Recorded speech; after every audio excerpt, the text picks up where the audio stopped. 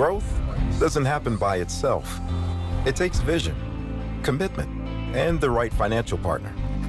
Columbia Bank brings more resources and more reach, so you can transform your workspace, expand your business, or make room for your growing family. With Columbia Bank, every step forward comes with more behind it, so you can grow what matters. Welcome to Behind the Business, a Puget Sound Business Journal podcast, where we go behind the headlines with the entrepreneurs, founders, and business leaders shaping our region's economy. I'm Don Baker. I'm the market president and publisher of the Puget Sound Business Journal. Today's episode is sponsored by Columbia Bank. We're grateful for their support for this series and their commitment to helping businesses across the region. All right, my guest today is Louis Rudd, co-founder and CEO of Ezell's Chicken, one of the most recognized restaurant brands to come out of Seattle. Louis and his family helped launch Ezell's in 1984 in Seattle's Central District. It's become one of the most recognized restaurant brands in the region. So today, we're talking with Louis. And Louis, welcome to Behind the Business. Well, thank you, Don. It's always a pleasure being in your company. Yes, Great. Indeed. Thank you and the Puget Sound Business Journal for what you do as well to help bring awareness to the opportunities with the restaurants in the community. Yes, indeed. Well, thank you. Yeah. Well, you have an interesting story, and we've spoken before. Yes. So I guess for our listeners, take us back to 1984 when the company started. Tell us about the early days of it and some of the challenges that you faced. Wow. 42 years later. Would you believe I was wearing this same shirt? Yeah. Not one that looks like this. Right. This exact shirt 42 years ago. The white uniforms were big. Yeah. But it was February 3rd, 1984. It was a Friday afternoon. And across the street at Garfield High School, they had an event called Bubbling Brown Sugar. And that event drew students from high schools around the city and outside the city. Cleveland High School, Rainier Beach High School, Franklin, Garfield, Roosevelt. I mean, it was just students over there for this dance competition or dance-off. And we were able to introduce the chicken to the community through Bubbling Brown Sugar, really. I mean, it was a hit from day one. Mm-hmm. Yeah. And we've talked before, there were some challenges early on in sort of expanding and opening new locations. But just as a early stage kind of business, that's always a challenge. How did you navigate some of that, and particularly knowing when was the right time to expand? Well, going back to the early years again, as you mentioned, family-owned and operated business. Yeah. So it started out with two sets of brothers and my sister Faye. And as childhood friends growing up in East Texas, two of us, Ezell and I, worked together at a place, Brown's Fried Chicken. And Ezell migrated out to Seattle in the Coast Guard. The dream followed, the family followed, and eventually 5 years after dealing with being declined, turned down by several banks, SBA, and 5 years later the restaurants was open. And we began to move forward, and when we were ready to open up the second location, we began to experience again the challenges with getting access to capital. And we relied on a bank loan. So the first year we opened up, we had, by the second year, lines around the parking lot, day in, day out. We were, again, a major hit in the community, and a lot of appreciation to the community. The church community was there, the school community were there. There was lots of nonprofits, businesses in the community that came and supported us. And we were ready to expand and open up a second location. And then we ran into that redlining and the systemic racism. And one banker held up our loan papers for 7 months. Yeah. And we committed to a lease and paid rent twice before we got the loan approved to get the doors open. And that set us back about 10 years, really. 10 years? 10 years for us to get back to the black again. From 87, when we committed to that lease, It was 98 before we would open our third location. Okay. After that second one. Well, shortly after that, I think, if the timing's correct, you had something that many business owners dream of, which is Oprah Winfrey named Ezell's as one of Oprah's favorites. Tell me about that, when you first learned about it, and then what did that do for the business? Well, it came at a time when we really needed it, that mention. So Oprah was in town. She was doing a program with King 5 at the time, and one of the production crew, when she asked where could she get some good food, suggested Ezell's. She came over and she enjoyed the meal so much that she ordered it again on a Saturday morning. And when she ordered it, she wanted it delivered to the hotel. Well, David answered the phone and said, we don't deliver on Saturdays. At that time, we had the Ezell's Express going, where we were delivering to the office buildings downtown 5 days a week. And we had a convenience store program going where we were catering to 28 convenience store programs. We had 7-Eleven stores, Plaid Pantry stores, and we had several neighborhood taverns carrying the product. And David said, we don't deliver on Saturday. And he heard a voice say, what do you mean you don't deliver on Saturday? Give me the phone. And she said, this is Oprah Winfrey, and I want some of that chicken, and I want it now. And David says, well, how do I know this is Oprah? She said, bring the chicken and you'll see. He did, and he saw it was Oprah Winfrey. And that led to us catering for a birthday party back at Harpo Studios for 75 people. And we paid a lot of bills during the next 90 days after that mention. And people came from as far south as Longview, Washington, far north as Bellingham, some from Canada. We had 2.5-hour waiting lines that went on for weeks. Yeah. Yeah. I mean, that's unto itself hard to manage, that level of growth that quickly. Well, yeah, that volume, it was definitely challenging, but we managed it. And again, we had a great team in place. We started out day one with great systems in place. We had a structure that had systems and standards that allowed us to scale. And unfortunately, we didn't have the faith or the belief by the financial community that if they loaned us the money that they would have gotten paid back. But again, we made it through it, and we learned from it, we grew from it, and we moved on from it. And 42 years later, I'm sitting here having a conversation with you about the chicken. Yeah, absolutely. Yeah. And how many locations do you all have now? There are 17 locations now, 16 in the state of Washington, 1 in Oregon. Yeah. Mm-hmm. And are they all, how many are franchise versus owned directly? 12 franchise units and 5 corporate stores. Okay. Mm-hmm. Out of that sort of, 2.5-hour wait lines and all of that, now that you have so many locations, there really is a strong, loyal following, even this long after sort of the Oprah's favorite and all that has gone beyond just the initial fame and recognition that came out of that. What do you attribute the strong, loyal following to? I think the value and being good community partners. We've valued the community and the people that have been there for us, our guests. We offer a great value for the money, and fresh, never frozen, good homemade side dishes, peeling the potatoes still for mashed potatoes and gravy, the fresh homemade rolls, the mac and cheese that's baked and made fresh daily at the restaurants. We've had lots of suggestions from different ones that, why don't you use instant? Why don't you use a smaller bird? Why don't you?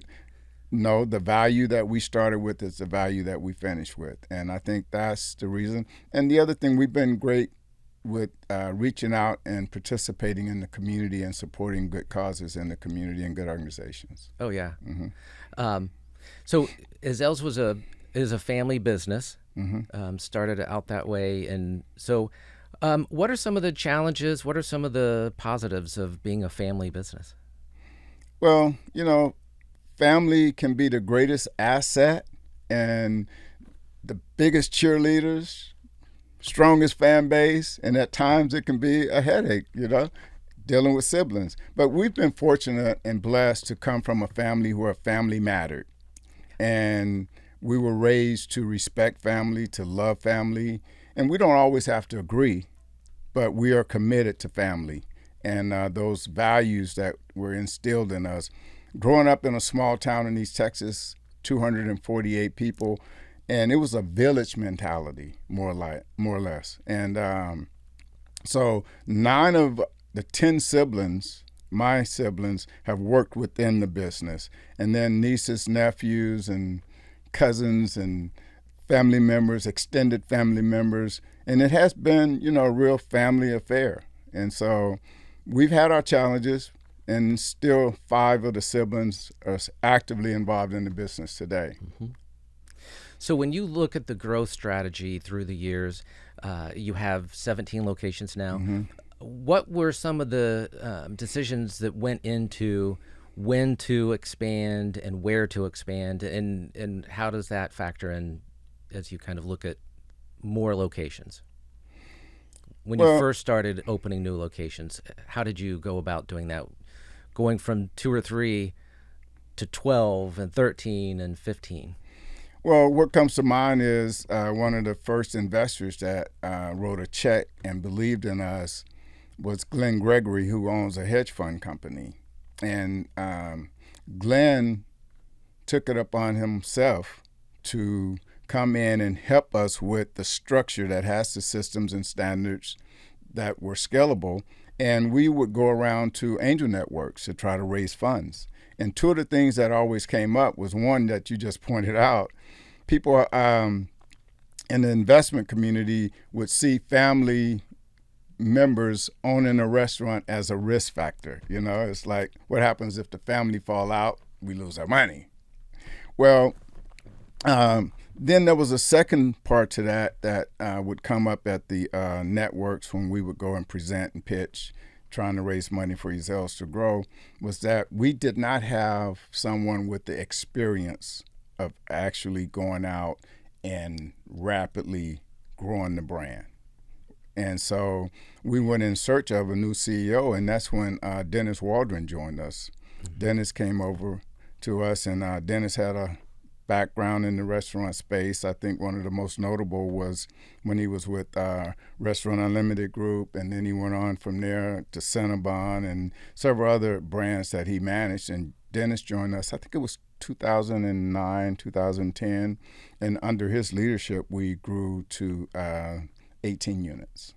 Okay, and that was around the time, shortly after he joined, when you started franchising, is that right? Right. Tell me about that. What was that process like, and the decisions that went into that? Well, it was important for us to have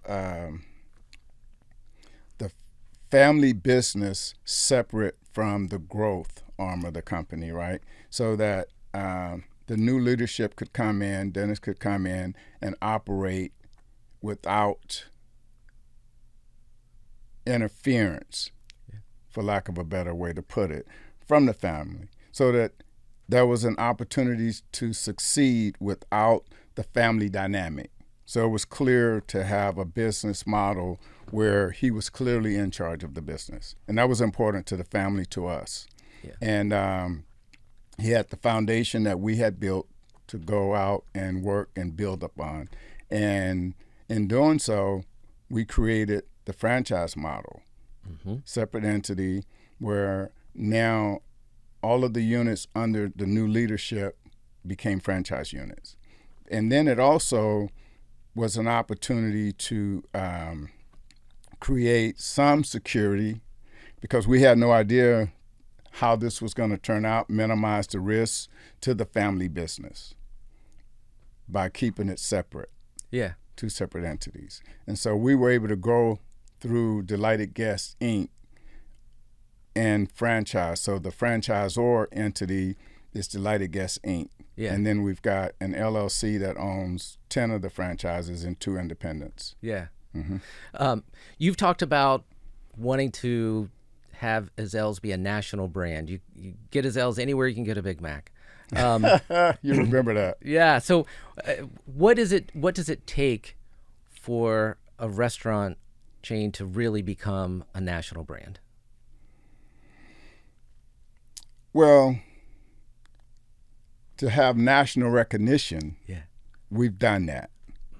Now, to have the sources and resources to be able to go out and open up restaurants nationally, it takes capital. Yeah. Yeah, it takes capital and it takes a team.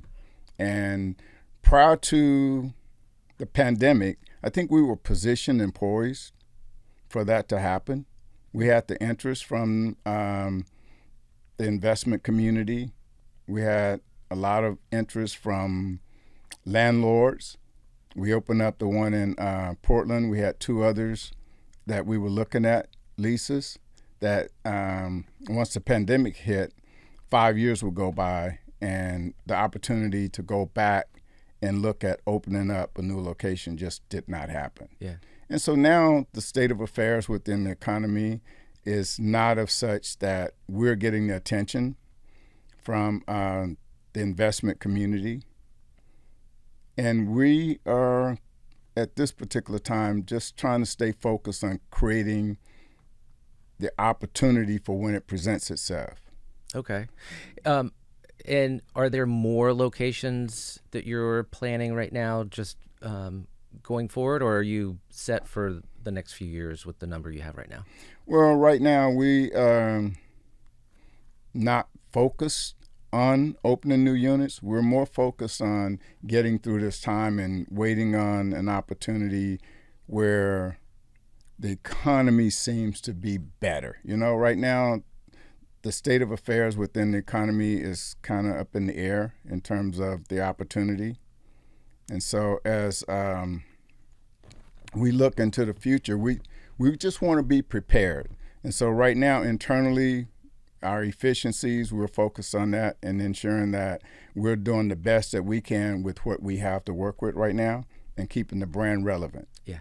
Mm-hmm. You've talked about with that sort of rapid growth expansion in the future, potentially having a strategic partner that you would work with and bring on. What would that look like in terms of, it's got to be the right partner? Like, what type of partner is the right partner for you? One, that there's an alignment with the core values that we have. And again, when I think about our value statement, honesty, loyalty, and relationships, the culture that we've created within, we would want to maintain that level of culture. Yeah. It's a caring culture. It's a loving culture. I think about our 25th anniversary, where the theme was, as it takes a village to raise a kid, it takes a community to raise a business. And we gave out pillar awards. And it was so important to us to recognize those in the community that have been there for us, the guests that have walked through the doors and supported us over the years, that we become and became good community partners and giving back to the community. And then we have a caring culture, you know. So all of our team members, they feel the love, and we feel the love reciprocated. And that's important to us, to have a loving, caring environment that we work within. And we've also learned that bigger is not always better. Yeah. Well, you talk about sort of giving back to the community and supporting, and you've done that in different ways. One of the ways, I want to go back during the pandemic. So you were actually in a position where you helped other small business owners locally, and you gave out some grants and did some things like that. Share a little bit more about that for people who may not be as familiar with it.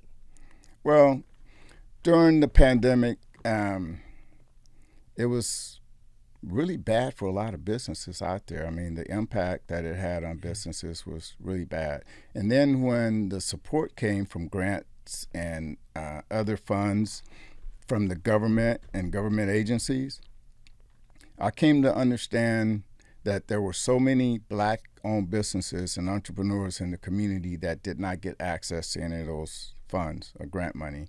And some of them, like the Coffee Spot, was going to have to close their doors because they couldn't do business due to the stay-at-home ban, shelter-at-home ban. And so with that understanding, we were partnering at the time with DoorDash, which was a blessing, and they wanted to do a promotional campaign with Ezell, And it was going to amount to a substantial amount of money. And I asked if we could divert those funds into the community to some businesses that were more needing of that support. And out of that was born what we now have 5 years later, the RUDS Rub Initiative, Raising Up Black Businesses. And we gave out over 20 grants. We raised over $120,000 and supported a lot of local businesses. And we also extended the grant program into what we call the Black Business Leadership Program now, that we have a conference at the University of Washington. Started out with one of the law firms, Miller Nash. They supported us the first year. We had the first annual. And then from there, the University of Washington hosts the event each year, and this year we're celebrating our 5th annual Black Business Leadership Conference. And again, the focus is on things that are important to Black entrepreneurs, sole proprietors, a lot of Black businesses, and then just giving them access to information and access to building relationships in communities where maybe they wouldn't have an opportunity without the conference. And those grants and some of that activities all around the Pacific Northwest, right? Yes. Yeah. And Oregon. Yeah, sure. Yeah. Mm-hmm. So to do something like that in that moment was something really special, but it also probably had to be a tough decision to divert some of that money away to others. Was there any conversation internally within the business or the family about whether to do that or not? We had conversation, but there was no reluctance, resistance, or no. We were all, again, it's that caring culture, being a great community partner, and it's what Ezell's is all about. Mm-hmm. Yeah. And so let's look into the future a little bit. Now, you've talked about being sort of semi-retired, some of those things, maybe a little more retired and then a little less retired. What does that look like for you, and what goes into some of the decisions for, when for you to kind of step back? Well, times like now, my focus is more on the business and the day-to-day business operations. But 42 years later, and in my 70s now, it's just, at some point in time, it's letting go and letting others. And I've seen many cases where entrepreneurs have a hard time letting go and letting others. Mm-hmm. And so when I talk about being semi-retired, part of that is me having that level of understanding and comfort to where I can let go and let others. And we've built out a great leadership team over the years. And sometimes entrepreneurs have a challenge with letting others do what they were brought on board to do. Mm-hmm. And so me just kind of stepping back and having more time to spend with family, with the wife, with the grandbabies, is important to me at this stage, 42 years later and in my 70s. And so there's still a focus on the business where needed from a leadership standpoint. But again, the need, feeling a need to be involved in the day-to-day operations, I've gotten comfortable with just letting go and letting others and being there when I'm needed and being part of the leadership team and coming up with the strategic plans and a way forward for the brand. So what's your advice to other company founders that maybe aren't sure of, how to go about or when to start talking about kind of stepping back? It can be a hard thing. You create a business, you run it for so many years. It's kind of your creation. It's almost like your kid as well. Mm-hmm. What advice do you have for those who might be struggling with that decision right now? Trust the people that you surround yourself with. And if you don't trust the people that you surround yourself with, maybe you need to surround yourself with some different people. But that's where, the comfort level for me comes from, is that the leadership team, the team that we've surrounded ourselves with, and I'm speaking for the family as well, and 42 years later, we've invested a lot of us personally into the business, and we deserve an opportunity to step back and enjoy the fruits of our labor. Mm-hmm. And I think all entrepreneurs should reach that point to where they don't get to a place to where they can't do it any longer and then the business fail because of that. Don't let that be the reason that your business don't succeed. Yeah. The restaurant industry you talked about, it's the economy is tough right now. The restaurant industry is going through a lot of changes. What are some of the bigger changes you've seen in the industry since you started? It's during that time, and particularly kind of as you look at the environment today, what is it like right now for the restaurants out there? Well, I think the economy, while we don't hear the big R word, it feels like, recessionary like times, Yeah. With spending, what people are spending nowadays. And it's definitely challenging for a lot of families out there now. And the spend is less.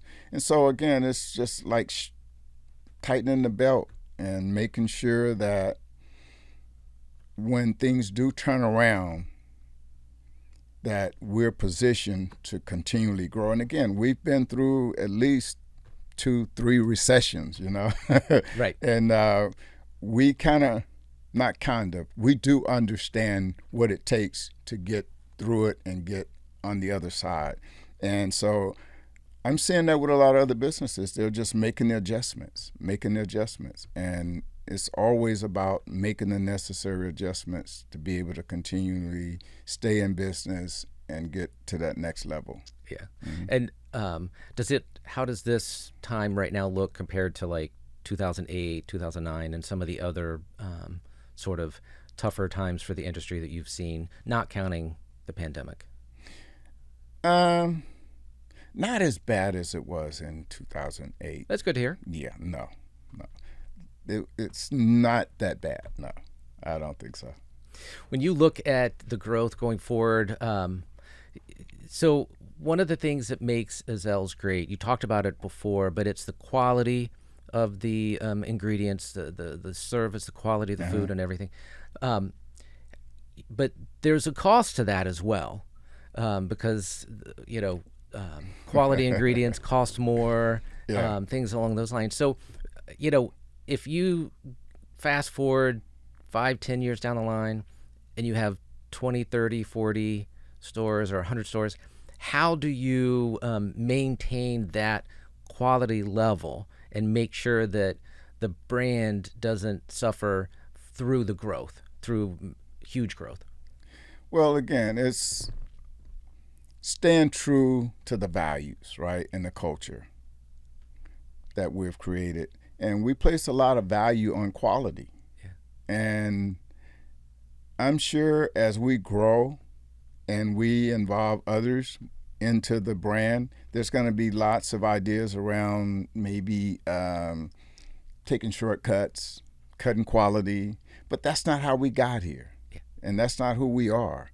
And so we definitely want to be prudent. We want to be smart business people. We want to make good decisions that will lead to growth and sustainability. However, we don't want to devalue the brand and the quality of the product. And again, it's that quality that got us to where we are today. And I think that that's what's going to continually sustain us and give us the opportunity to grow. Yeah.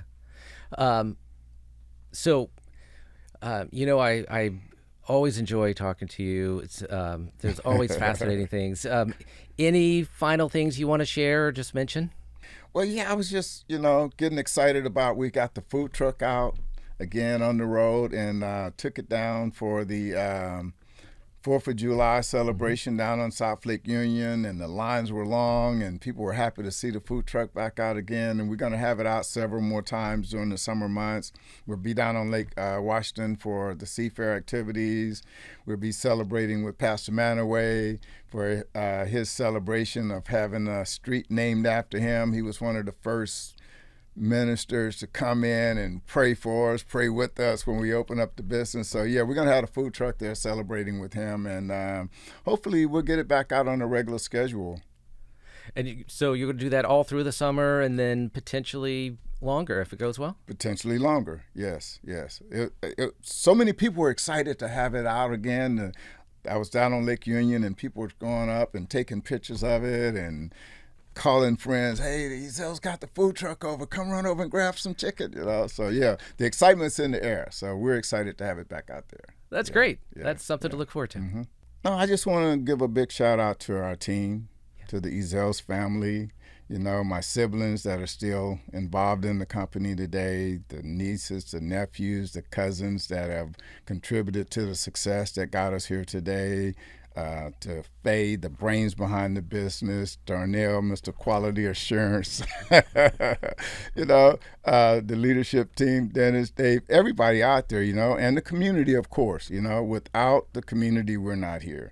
As it takes a village to raise a kid, it takes a community to raise a business. And we've been blessed to be in a community here in the Great Northwest where people care. Yeah. And so, again, I just want to give a big shout out to everyone that have contributed to Ezell's and the success that we're having today. And you all are appreciated. You all are appreciated. We appreciate you.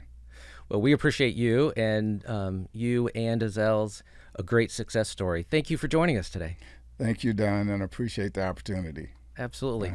And thank you to Columbia Bank for sponsoring Behind the Business. I'm Don Baker with the Puget Sound Business Journal, and we look forward to seeing you next time.